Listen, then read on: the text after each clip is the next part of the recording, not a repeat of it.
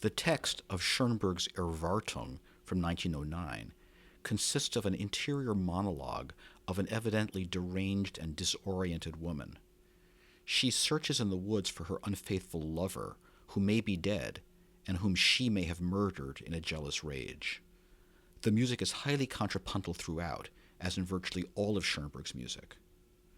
Toward the end of the work, there is a peak of contrapuntal complexity and independence of the individual melodic layers. A densely chromatic and contrapuntal environment.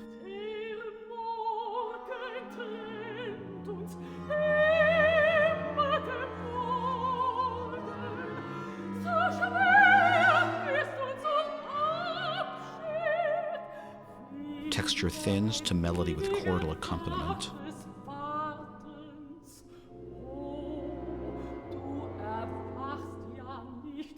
Chromatic descent in the bass leads to D minor reminiscences. Tunes from an older song in the bass and melody, surrounded by additional counterpoints.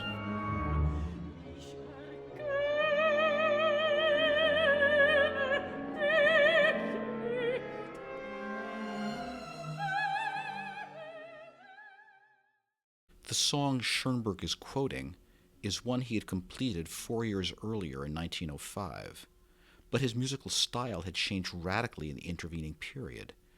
The song is still tonal in a highly chromatic D minor. Erwartung, however, is fully atonal. The quotation of the song, then, creates a distinct layering effect with sharp stylistic contrast between the contrapuntal layers. The song begins with an instrumental introduction with an inner voice that descends chromatically, E-flat D C-sharp, surrounding the tonic D with neighbor notes. The same figure is repeated on every beat for the first 6 measures. The voice enters in measure 3 with the main melody, clearly in D minor. At the top of the melody is the figure D C-sharp F. That motive and its transpositions and inversions become important later in this song and in Erwartung. The text speaks of lost love, quote, "1,000 people pass by, but the one I'm searching for isn't there."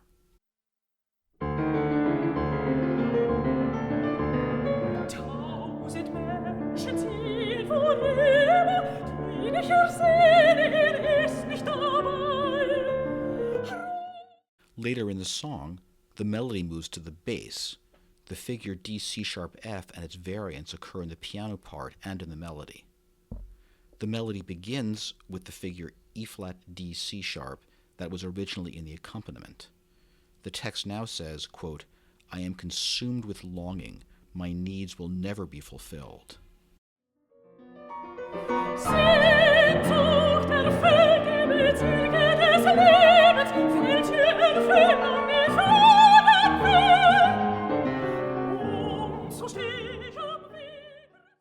The quotation of this song in the midst of Erwartung produces a moment of extreme polyphonic complexity and motivic density.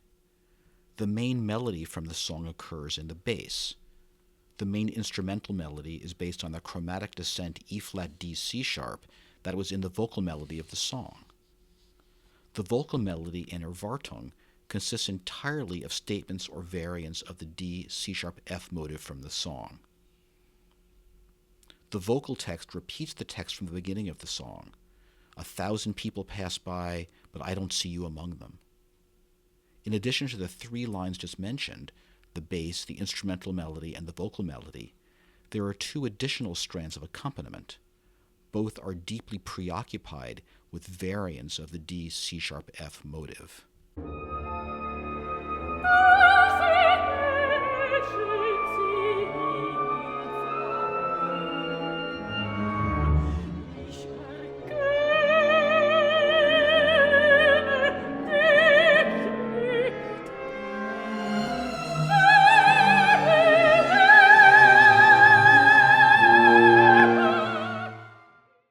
In the aftermath of the quotation, the music remains fragmented, emotionally labile, and stratified into distinct layers. Amid the dense chromatic and motivic activity, there are frequent references back to the main motives of the song. Just looking at the vocal melody and the main instrumental melody, a lot of what happens can be referred back to the song's motives. Stratification of the texture into distinct layers.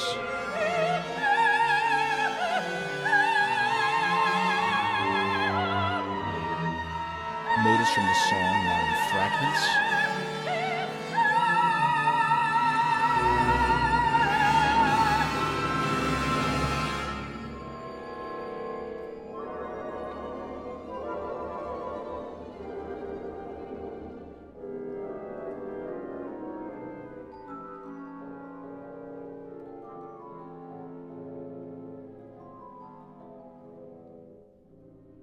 An ostinato layer is added at the bottom of the texture.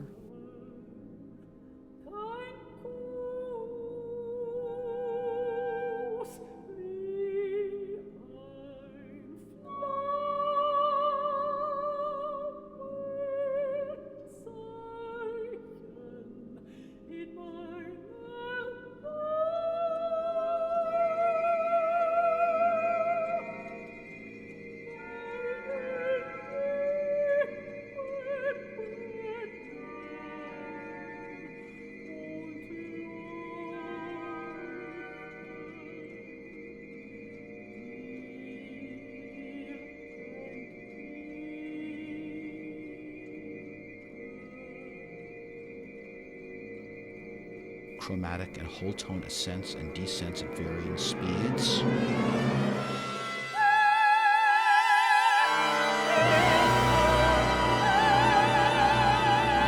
The final liquidation of the motives.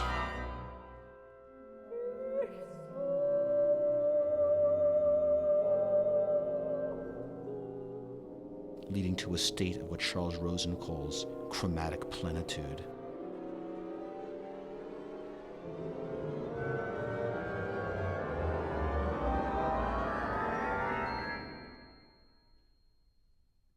Schoenberg's music represents the woman's madness in several ways.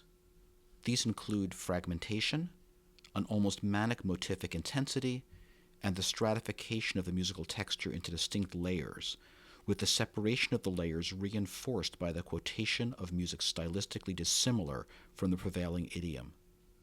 Of course, all of these are standard markers for musical modernism, quite apart from any direct representation of madness. One might say, then, that some of the most salient characteristics of musical modernism emerge from and remain associated with the representation of madness.